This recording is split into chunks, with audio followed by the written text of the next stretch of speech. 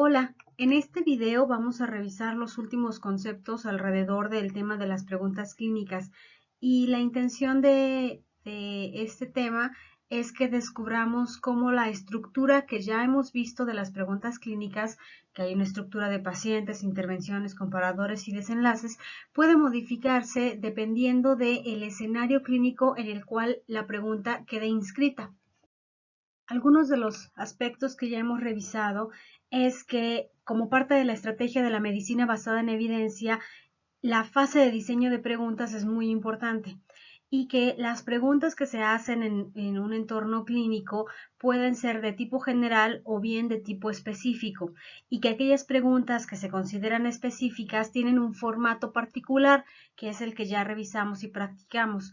Y además vimos que no basta simplemente con definir los elementos de la pregunta, sino que siempre vale la pena hacer un ejercicio adicional de la precisión o de precisar de una mejor manera lo que queremos preguntar. Esto es de mucha utilidad por diferentes aspectos. El principal de ellos es porque nos va a permitir tener una estrategia de búsqueda de información mucho más focalizada. ¿Qué quiero decir con esto? Que no es lo mismo que yo introduzca a un buscador el término eficacia o el término mejora, porque me puede dar una amplitud de resultados muy grande.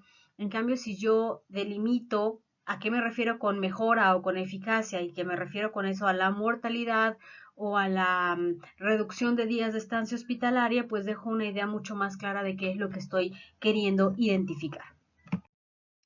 Entonces, hacer preguntas sirve para tener un problema mucho más focalizado, que nos permite identificar qué variables me interesan, y esas son las variables de los elementos de la pregunta, del formato pico, y con esto lo que yo voy a poder lograr es tener términos de búsqueda para los buscadores especializados que sean mucho más precisos.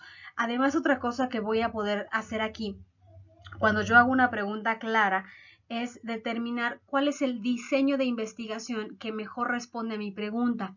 Es decir, aun cuando sabemos que, por ejemplo, los ensayos clínicos aleatorizados tienen un nivel de evidencia en jerarquía mayor que un estudio observacional, bueno, no todas las preguntas de interés clínico se pueden resolver a través de un ensayo clínico. Algunas preguntas se resuelven mucho mejor a través de un estudio transversal, por ejemplo. Pero ¿cómo sé eso? Bueno, pues lo puedo saber a partir del tipo de pregunta que me estoy haciendo. Ahora, quiero que veamos dos grandes cosas. Ustedes en algún momento elaborarán un protocolo de investigación, y en él lo que tendrán que formular es una pregunta de investigación que guíe los esfuerzos que realicen por completar su tesis. Pero ¿en qué es diferente una pregunta de este estilo y una pregunta clínica como lo que estamos viendo ahora en medicina basada en evidencia? Bueno, que las preguntas clínicas, como lo que estamos viendo para este curso, lo que te permiten es atravesar una barrera de conocimiento personal, es decir, te permiten librar una deficiencia o una frontera en tu conocimiento. En cambio, las preguntas de protocolo de investigación buscan resolver un problema que la comunidad científica no ha resuelto cabalmente. Así que esa es la gran diferencia, que en una pregunta clínica queremos pensar que la respuesta sí existe, solo que nosotros buscamos la evidencia que responda a esa pregunta. Esa es la clave, que aquí se busca la evidencia. En cambio, en las preguntas de protocolos de investigación, lo que se pretende es generar la evidencia. Y a pesar de que ya hemos visto que una de las formas de clasificar las preguntas es, por ejemplo, en el tipo de formato que siguen, hay otras formas de clasificarlas. Por ejemplo, si la finalidad es medir la variabilidad que hay entre un evento, por ejemplo, la prevalencia de una enfermedad, o bien si la intención es entender un proceso, entonces los diseños de estudio podrían, o la pregunta de investigación sería de un tipo cuantitativo o un tipo cualitativo. También hay preguntas cuya intención es describir una situación sin buscar comprender por qué ésta se lleva a cabo o se realiza de la forma en que ocurre, simplemente la describen. Y Otras veces la intención es hacer un contraste para analizar o para inferir causalmente o determinar qué cosa provoca que esté ocurriendo una situación.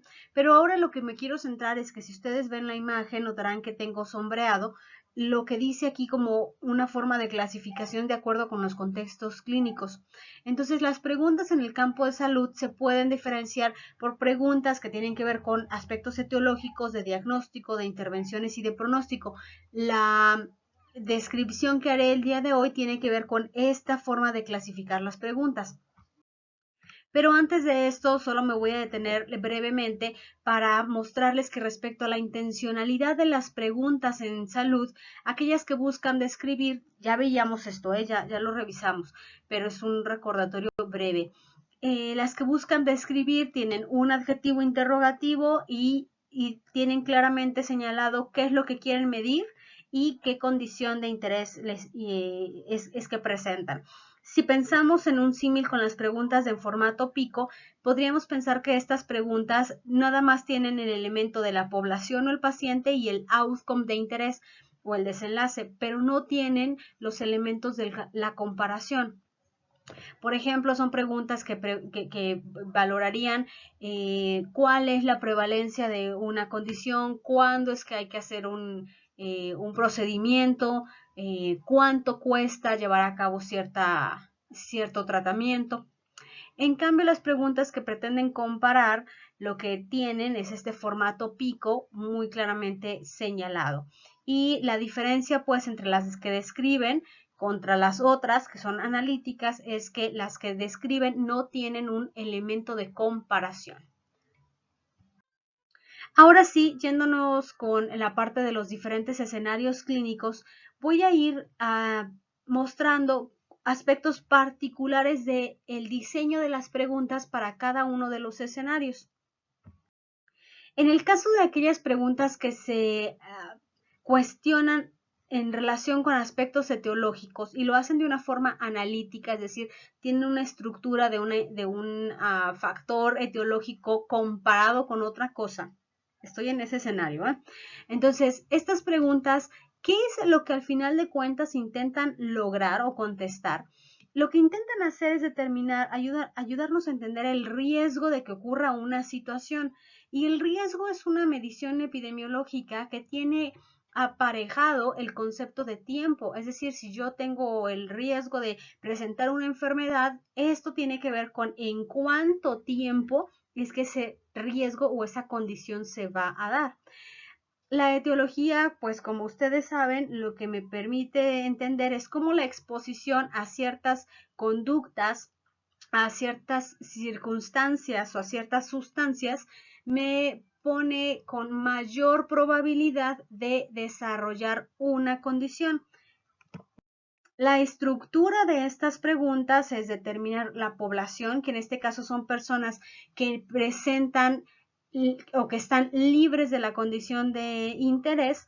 Y lo que yo quiero saber en estas personas es si al exponerse a un factor en comparación con no exponerse, ocurriría con mayor o menor probabilidad cierto desenlace. Entonces, aquí el outcome es el que aparezca la condición o la enfermedad que a mí me interesa y hay que definir aquí en el factor de interés no nada más que el factor esté presente o esté ausente.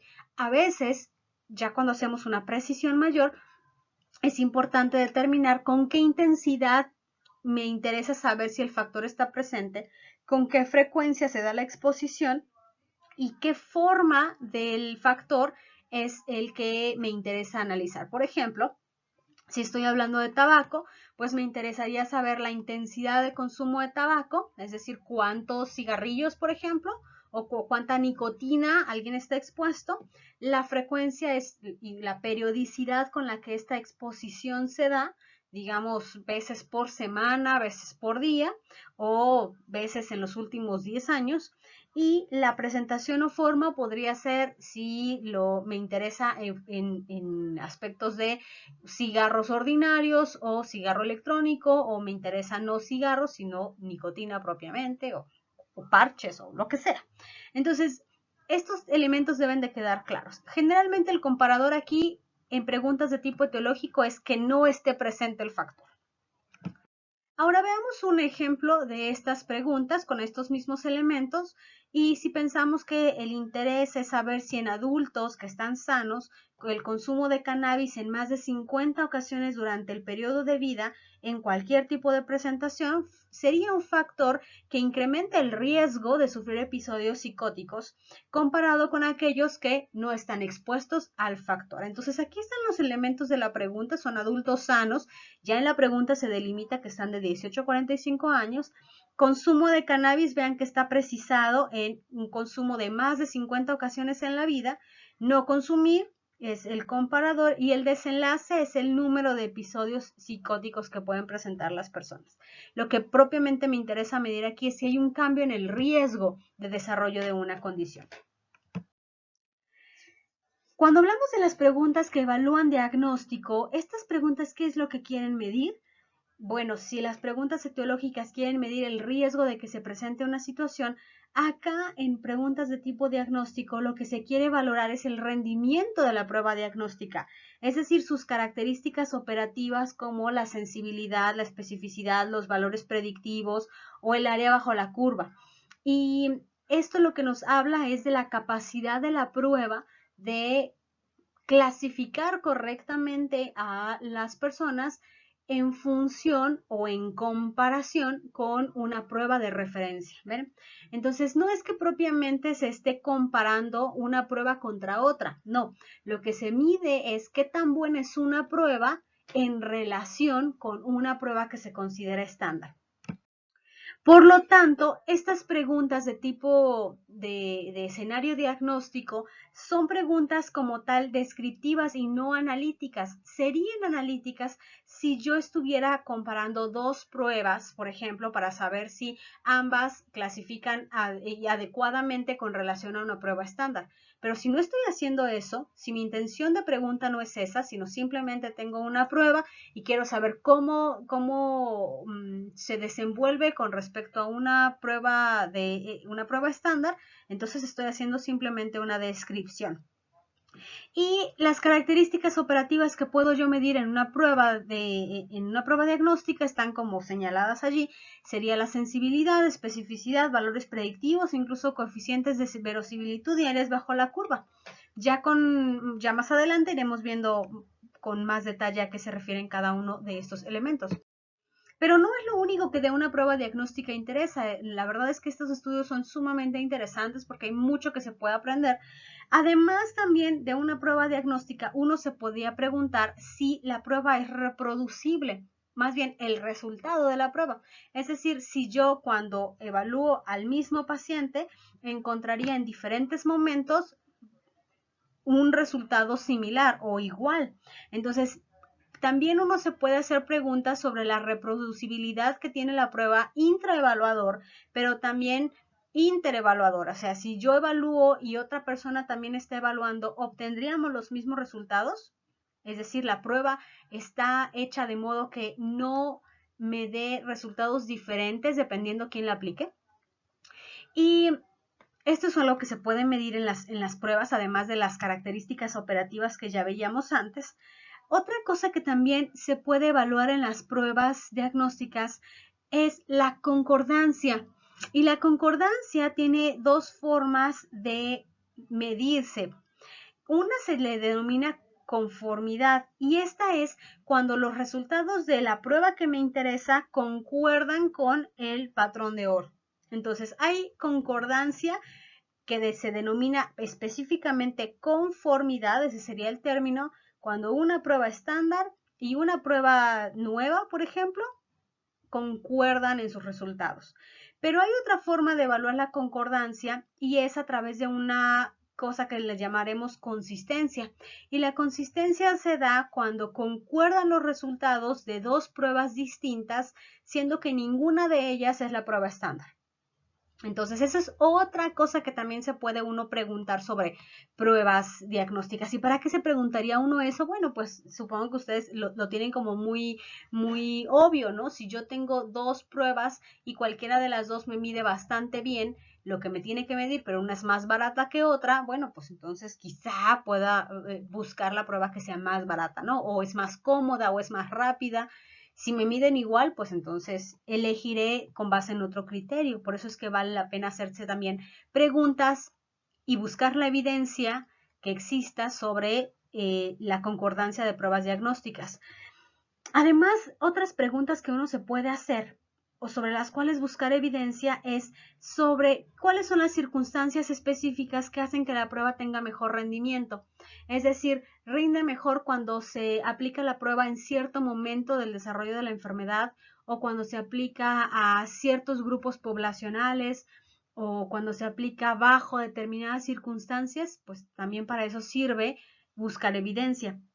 Y otros más podría ser que se busque evidencia sobre la rapidez con la que las pruebas se realizan, la tolerancia, los costos o incluso también qué consecuencias tiene la inadecuada clasificación, algo que no es tan común de buscar, pero que también vale mucho la pena. Y bueno, pues estos son algunas preguntas adicionales que hacerse sobre las pruebas diagnósticas más allá de simplemente la sensibilidad y la especificidad. La forma de estructurar estas preguntas sería igual determinando una población, que en este caso son personas que se sospecha que tienen una condición. La I de intervención en la pregunta pico aquí se cambia por la técnica diagnóstica, que sería la prueba que me interesa. El comparador sería el estándar de oro o otra prueba, si se quiere evaluar otra prueba. Y el desenlace es que ocurra que la prueba diagnóstica encuentre la enfermedad que fue ya confirmada por el estándar de oro. Si los encuentra correctamente en función del estándar de oro, bueno, pues la capacidad diagnóstica es mayor. O la capacidad de discriminación, ¿cierto? Porque pues también eso, no nada más para los casos, también es para los sanos, debería clasificarlos adecuadamente. Si vemos algún ejemplo de esto, bueno, pues imaginen que lo que se quiere medir son las características operativas, que podrían ser simplemente sensibilidad y especificidad, de un test de Beck para diagnosticar depresión mayor, siendo que esta depresión mayor ya fue confirmada por el estándar de oro, que en este caso va a ser una entrevista psiquiátrica. La población de interés son adultos mayores de 18 años que asisten a consulta de cuidado primario o de atención primaria y que tienen ánimo triste. Entonces, la población son estos adultos con ánimo triste. La técnica diagnóstica a evaluar es este test de Beck. El comparador, vamos a pensar que es el estándar de oro, sería la entrevista psiquiátrica. Y el desenlace sería la depresión mayor confirmada por entrevista psiquiátrica. Y lo que queremos ver aquí es que también rinde la prueba o que también funcionan estas características operativas. Esto, vean por favor el título de la diapositiva, y es en el escenario de que me interesen pruebas diagnósticas simplemente descriptivas. Ahora vean esta siguiente diapositiva y aquí lo que se presenta es un ejemplo de una pregunta diagnóstica analítica y es muy similar la pregunta.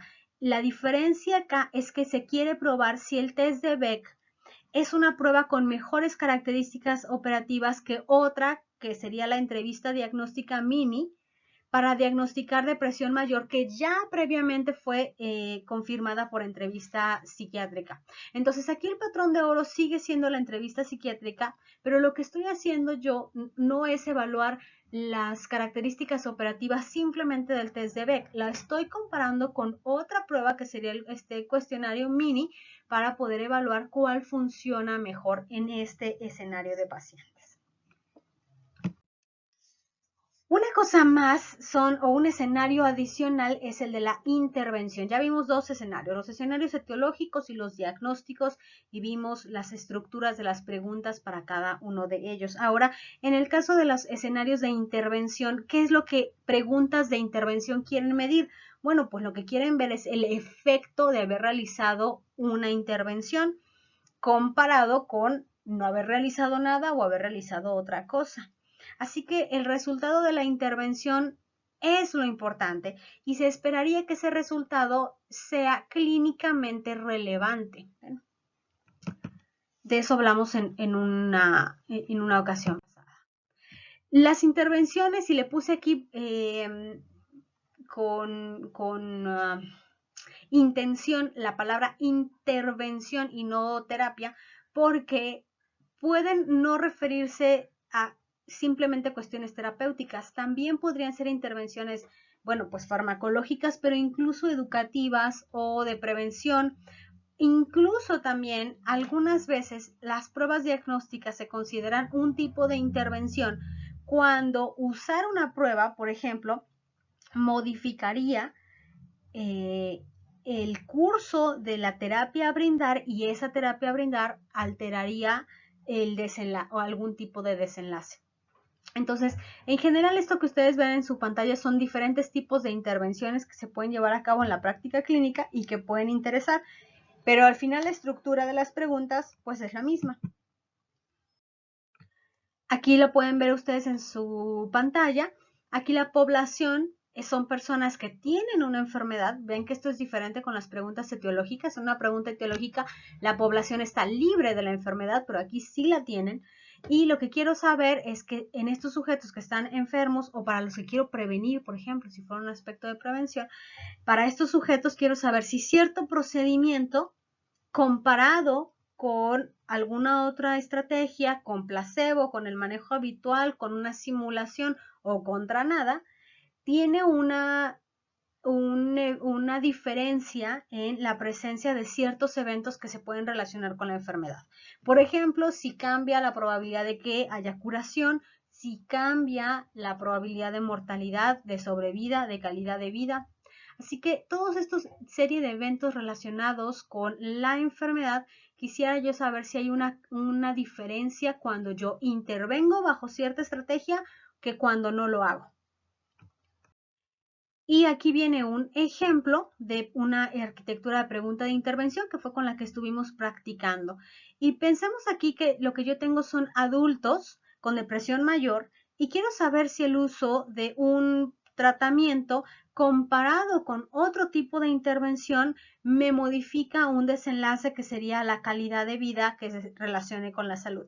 Así que ustedes pueden ver aquí que yo estoy comparando esta intervención de fluoxetina y ahí en la pregunta se especifican más detalles sobre la administración de esta intervención y se quiere saber si es más efectiva esta que la terapia cognitivo-conductual, que aquí, bueno, en el ejemplo solo viene especificado como psicoterapia, pero ya en la pregunta dice que con psicoterapia se refiere a terapia cognitivo-conductual 2 veces por semana. Y si entonces esto es diferente en cuanto a la calidad de vida que presentarían los pacientes. Y algo que viene aquí en las preguntas de intervención es ¿en qué tiempo esperaría yo ver ese resultado? Así que no lo vimos en el ejemplo, en la entrega pasada de material de estudio, pero sí quiero que lo tengan ustedes ahora presente. El tiempo en las preguntas de intervención también es importante.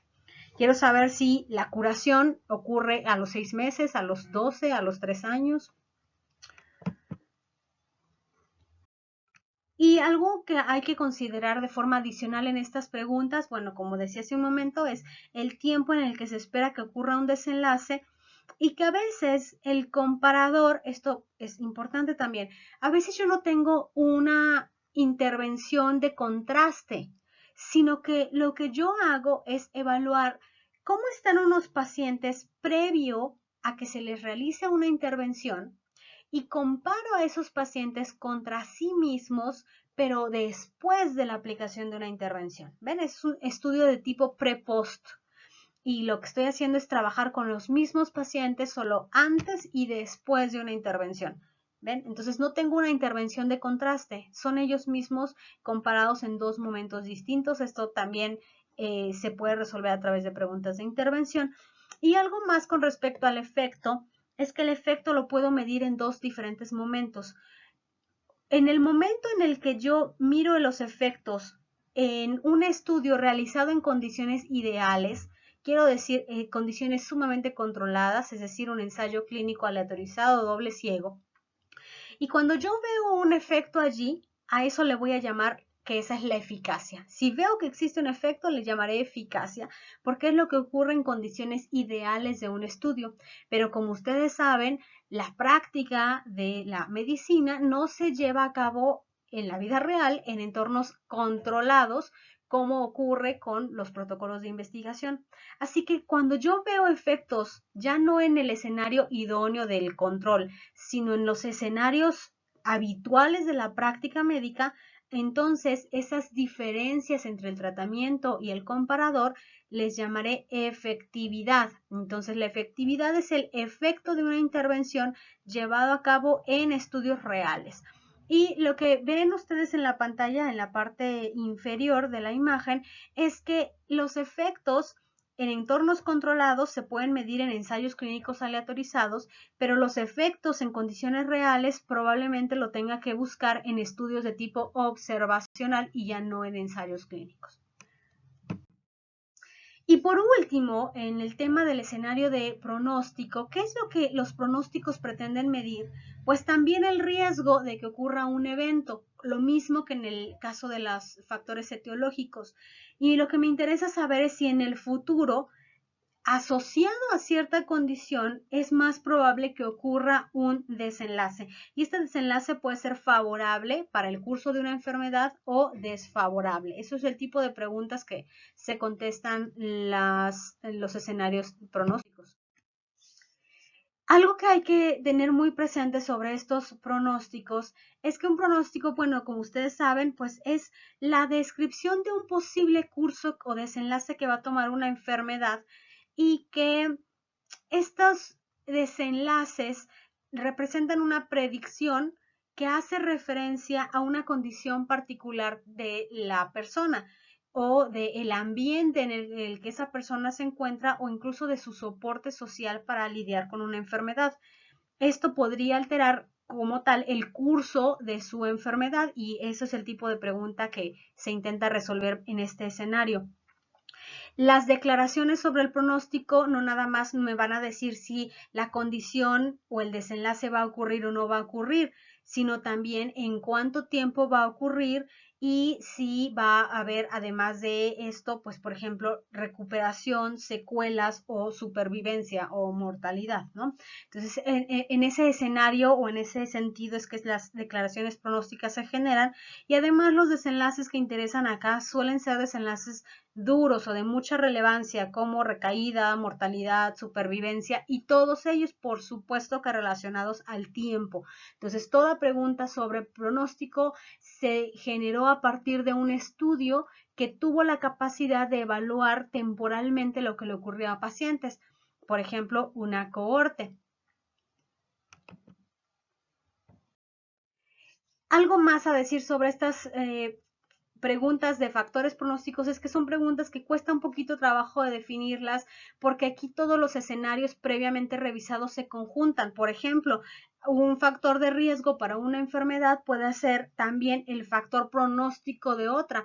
Es decir, no la causa, pero sí podría modificar el curso de la enfermedad. También sucede, como ustedes saben, que algunas pruebas diagnósticas tienen capacidad, debería decir pronóstica, tienen capacidad pronóstica para determinar el curso de un paciente y que además otra cosa que sucede es que justamente los tratamientos lo que pretenden es alterar el curso de una enfermedad, ¿no? Al reducir su gravedad o sus efectos más adversos. Algo que hay que recordar es que las preguntas sobre intervenciones no son lo mismo que preguntas sobre un factor pronóstico, porque un factor pronóstico no es algo que se le aplique a un paciente, no es algo en lo que el acto médico tenga como tal, podemos decir, injerencia, sino que tiene que ver con una condición que es innata al paciente y que permitiría saber si a este le va a ir mejor o peor si tiene o no esta condición. Entonces, las preguntas sobre factores pronósticos no se preguntan sobre aspectos que son los que provocan la enfermedad, no tienen que ver con cuestiones causales necesariamente, pero sí con cuestiones que alterarían el curso de la condición. La arquitectura de estas preguntas es tomar a poblaciones que tengan una enfermedad y lo que quiero saber es que cuando está el factor presente, si este factor comparado con la no presencia del factor generalmente tendría un desenlace específico. Y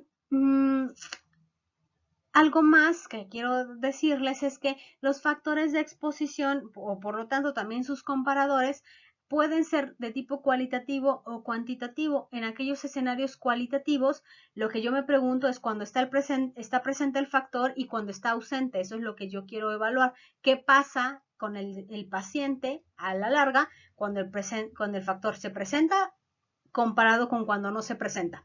Pero también puedo ver yo factores de exposición de manera cuantitativa, es decir, qué pasa cuando una variable o una condición se presenta hasta determinado punto de corte contra lo que sucede cuando está en un punto de corte mayor o menor, dependiendo del factor que me interese.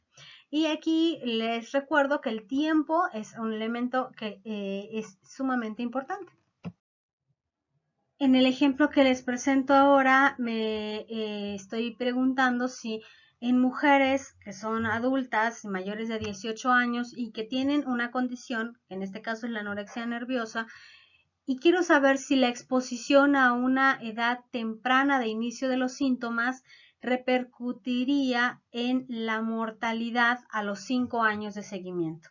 Entonces, cambia la condición de mortalidad o la sobrevida dependiendo la edad en la que estas mujeres están presentando los síntomas. Y aquí estoy hablando de una variable de tipo cuantitativo, ¿ven? Entonces estoy hablando de la edad como una variable numérica y que me interesa saber cómo cambia la sobrevida cuando cambian los años. La otra cosa es que podría yo preguntarme de una forma más cualitativa si en las adolescentes o en aquellas mujeres que presentaron síntomas en la adolescencia temprana contra aquellas que presentaron síntomas en un momento más avanzado de su adolescencia, cambia la sobrevida o la condición de sobrevida. ¿Ve? Entonces aquí ya me lo evalué de forma cualitativa, pero en el ejemplo de aquí aparece de forma cuantitativa porque me interesa la edad. Finalmente, la pregunta que yo me hago con respecto a diferentes escenarios está aparejada con el tipo de estudio que va a contestar de manera más eficaz esta pregunta. Entonces, si mi pregunta es sobre una intervención o es una pregunta sobre terapia, el diseño de investigación que mejor responde a esas preguntas son los ensayos clínicos. En cambio, si lo que yo quiero saber es sobre cómo opera una prueba diagnóstica, el diseño en donde voy a encontrar eso no es un ensayo clínico, va a ser en un estudio de tipo transversal o en ocasiones en un estudio de cohorte. Si mi pregunta es sobre pronóstico, entonces el mejor lugar para buscar preguntas de este tipo es en estudios de cohortes o en algunas ocasiones en estos estudios que generan reglas de predicción clínica. Si la pregunta que yo tengo son sobre factores etiológicos, entonces no me sirve un ensayo clínico, por más que esté situado en el mejor nivel de jerarquía de la evidencia. Aquí el mejor escenario para buscar estas preguntas es buscar en estudios de casos y controles o bien cohortes. Si mi investigación o mi pregunta, mejor dicho, tiene un interés sobre las creencias o las expectativas de los pacientes o de los profesionales de la salud con respecto a algo, lo que sea, entonces probablemente el mejor espacio para buscarlo no sea ninguno de los anteriores, sino una investigación de tipo cualitativo. Terminamos pues indicando que cuando elaboramos preguntas, estas preguntas que van a ayudarnos a buscar evidencia, se requiere tener una reflexión en donde aquella experiencia clínica que se posee se vuelva explícita y se pueda determinar con precisión qué cosas estoy queriendo conocer y las pueda establecer en una pregunta formal, precisa, clara y que esté situada con claridad en un escenario clínico concreto. Las preguntas que me ayudan a que mi trabajo de la búsqueda de la evidencia se haga más eficiente son preguntas que, al seguir la estructura que hemos estado revisando, me permiten lograr una respuesta más precisa, porque esto es porque me permiten generar una estrategia de búsqueda mucho más clara y delimitada, y porque además me van a permitir determinar qué criterios de selección voy a incluir yo para descartar o para incluir aquellos artículos o aquella evidencia que voy a terminar leyendo para encontrar la respuesta a mi pregunta.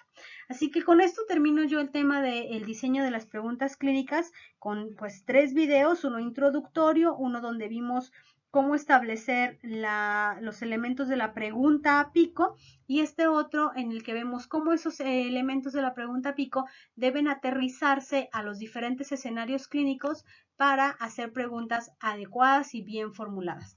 Por supuesto que los ejemplos que yo les mostré incluso todavía pueden precisarse más. Podemos dar información más detallada del tipo de pacientes que me interesan, del tipo de intervenciones, de las características de la prueba diagnóstica, etcétera. Y todo esto pues con la finalidad de incluir criterios de búsqueda mucho más concretos y útiles.